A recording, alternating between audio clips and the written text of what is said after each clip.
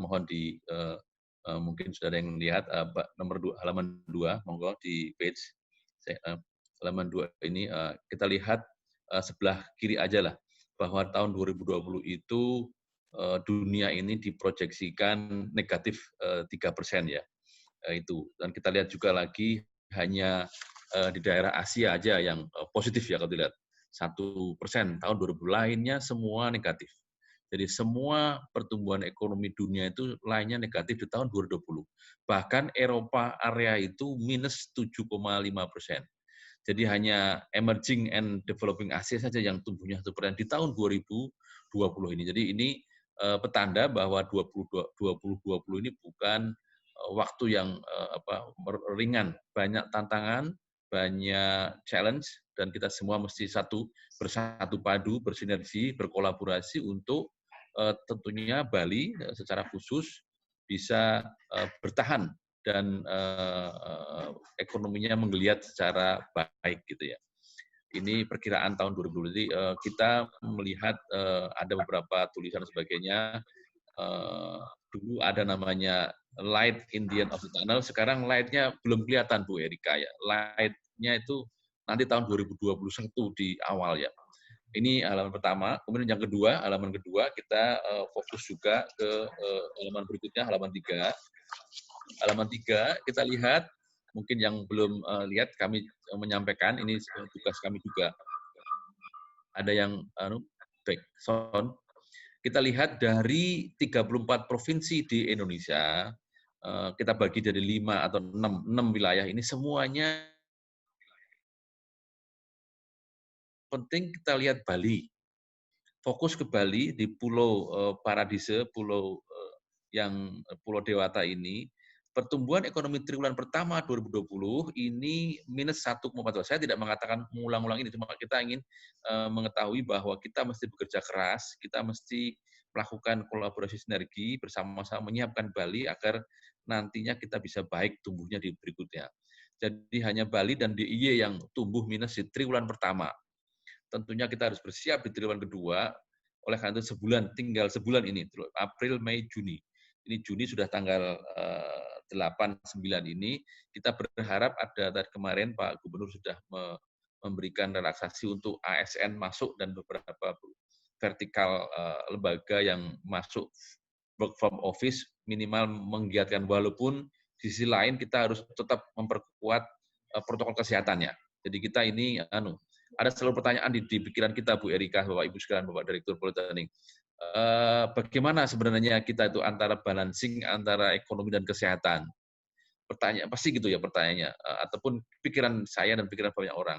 Sebenarnya kita harus berpikir bagaimana kita bisa hidup mencari cara agar COVID bisa dikendalikan tetapi tetap aman. Itu aja yang prinsip yang kita lakukan. Jadi ini halaman kedua mengenai ekonomi. Berikutnya tadi sudah diketahui, berikutnya saya tidak mengatakan apa-apa, tapi ini tantangan kita yang kita hadapi di Bali tidaklah mudah. Pertumbuhan ekonomi Bali yang kami sebenarnya proyeksikan di triwulan pertama itu positif, ternyata masih tidak kuat ya untuk menahan dampak daripada COVID yang luar biasa. Ini adalah sangat cepat sekali dalam waktu 2 bulan, mungkin sebulan ya. Suaranya putus suaranya. Halo. Dengar Bu Erika? Enggak toh? Jelas Pak. Jelas. Bapak mungkin sinyal penerima yang agak terputus jadi kurang jelas di sana. Silakan Pak Trisno, maaf diinterrupt tadi. Iya, enggak apa. Jadi Januari Februari kita masih lihat bagus gitu, begitu membuat sesuatunya sangat cepat sekali negatif gitu ya. Ini karena tadi Bali memang provinsi yang sangat unik, yang sangat banyak ekonominya terkait dengan pariwisata secara PDRB 53,65%. Namun ikatan ke belakangnya UMKM semua usahanya, pertanian pun mengarah kepada pariwisata. Ini yang membuat kita tentunya sangat berdampak ya. Nasional walaupun turun tapi masih positif 2,97, walaupun proyeksi pemerintah sekitar 4 tapi juga turun ke bawah gitu. Ini kemudian berikutnya di triwulan 2 ini kita perhatikan di Januari April ini penurunan kontraksi Wisman itu sampai minus 42,30. Kita wajar lah karena Januari Februari sudah mulai ditutup Cina, kemudian Maret juga sudah. yang masih banyak kan di Januari sebenarnya. Ya, minus 42,30 itu YoY tahun lalu di bulan Maret sampai dengan April ya. Kontraksi juga sampai, dan Tiongkok minus 72,23%. Jadi hanya di Januari dan Februari, mungkin sampai tanggal 5 saja, lainnya sudah tidak ada lagi Wisman Tiongkok.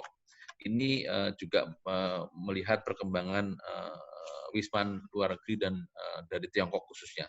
Berikutnya tantangan berat yang dihadapi sektor pariwisata ini menimbulkan krisis tentunya baik di global juga sebenarnya, di global tidak hanya di Bali yang kita hadapi ini, dan tentunya beberapa pegawai karyawan yang ada di sektor pariwisata mengalami ada unpaid leave dan sebagainya.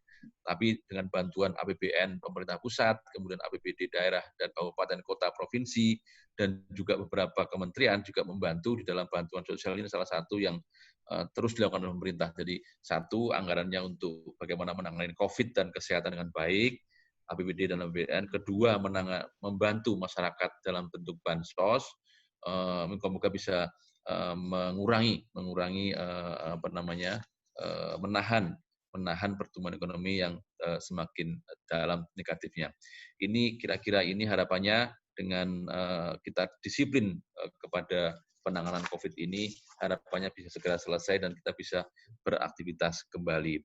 Tantangan berikutnya, ini juga lihat tadi bahwa sebenarnya di bulan Maret April sampai sekarang masih sudah tinggal 10% atau 5% sebenarnya Wisman maupun Wisnus dari luar negeri. Ini berikutnya ini. Estimasi bagaimana outlook pertumbuhan ekonomi Bali dalam artian Wismannya. Jadi Wisman punya 3 skenario, Bu Erika dan Bapak Direktur Politeknik. Jadi bisa moderat, bisa berat, dan bisa sangat berat. Jadi ini mungkin di tengah-tengah berat, tapi bias-nya ke bawah ya. Bisa berat, tetapi bisa sangat berat melihat perkembangan sampai bulan Juni ini ya.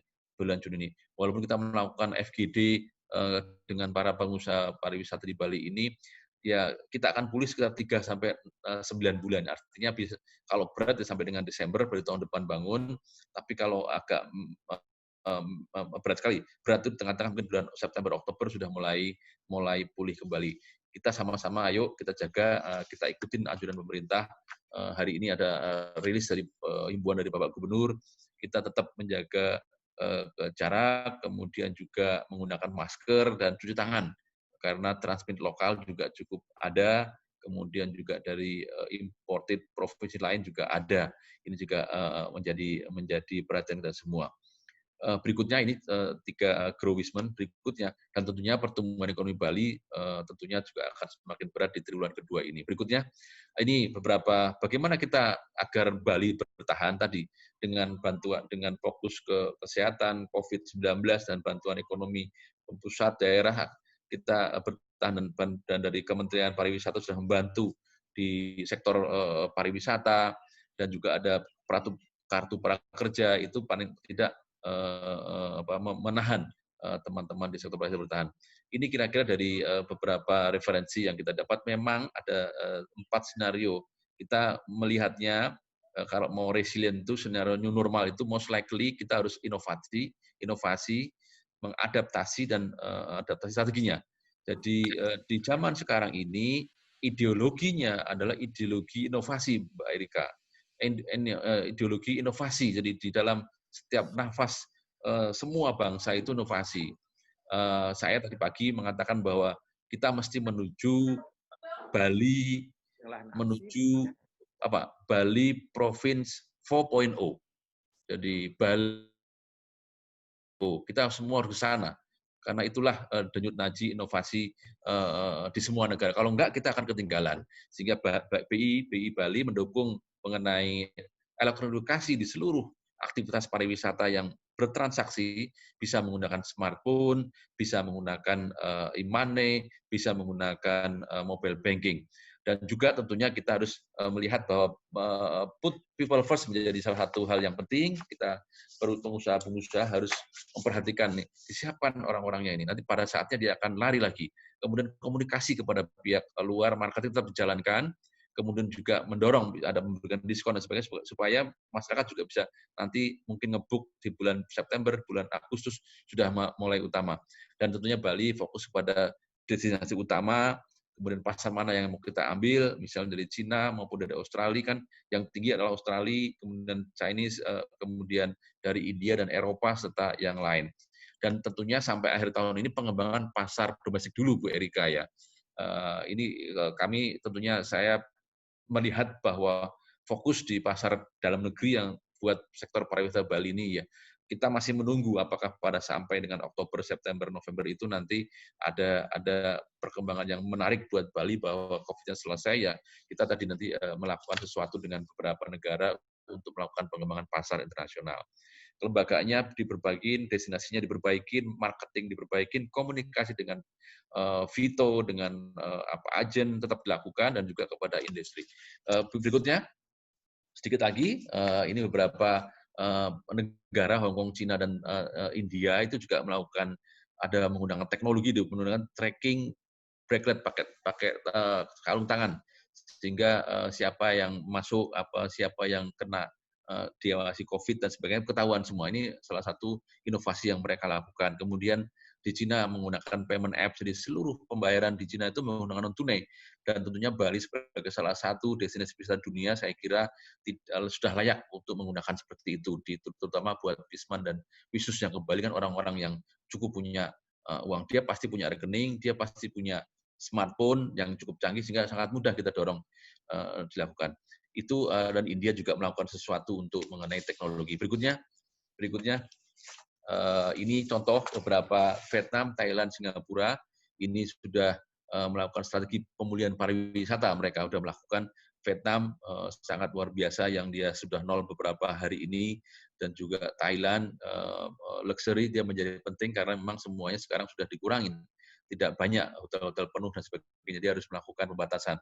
Singapura kira-kira di triwulan 3 sudah akan melakukan menggunakan sertifikasi clean, higien untuk meningkatkan confident travel wisman. Saya dengar tadi hari ini si Perdana Menteri Singapura sudah melakukan Bu ya, jumpa pers dengan bahasa Indonesia. Itu artinya menarik kita itu Bu. Itu mereka luar biasa akhirnya. Jadi dia biasanya saya dengerin dia itu bahasa Inggris. Tapi hari ini saya lihat dia menggunakan bahasa Indonesia dengan sangat baik ya, dengan sangat baik dia mengatakan Indonesia itu pasar besar banget itu kan.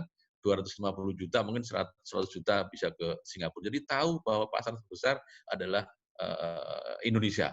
Bapak Ibu sekalian, kemarin saya mendengar bahwa di dunia ini ada 4 negara yang diuntungkan diuntungkan dengan adanya mending tidak terlalu dalam. Adalah apa? Amerika, Cina, India, dan Indonesia. Kenapa? Karena jaraknya jauh-jauh, pesawat itu masih jalan. Nggak deket-deket. Kalau Singapura kan nggak punya apa-apa dia tuh.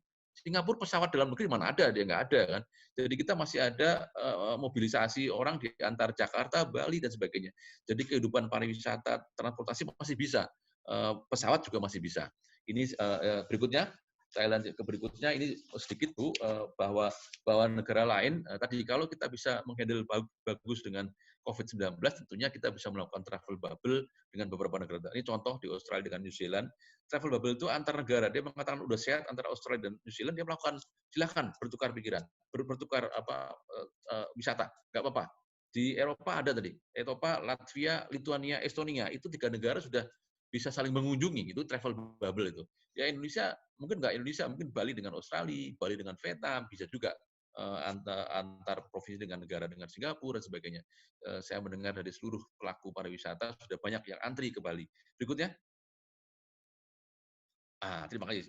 Sebelum saya akhiri, ini semoga pelaksanaan diskusi ini memberikan enlightenment, memberikan jalan bagaimana kita bersiap-siap. Yang penting kita siap-siap. Yang penting kita siap-siap bahwa pariwisata Bali one day kalau Pak Gubernur Bali dan juga Pak Presiden sudah mengatakan bahwa cukup baik, kita bisa menerima, Bali sudah siap dan sangat kredibel dan tentunya kita bisa bersaing dengan Singapura dan tempat lain. Itu terakhir saya akhiri dengan pantun, sungguh indahnya Pantai Lovina. Meskipun ada virus corona, angin berembus terasa hangat, tapi kita tetap semangat. Satu lagi, Nyur melambai di Pantai Kuta, maju terus pariwisata. Segarnya pagi di Pantai Kelungkung, yuk sama-sama kita mendukung.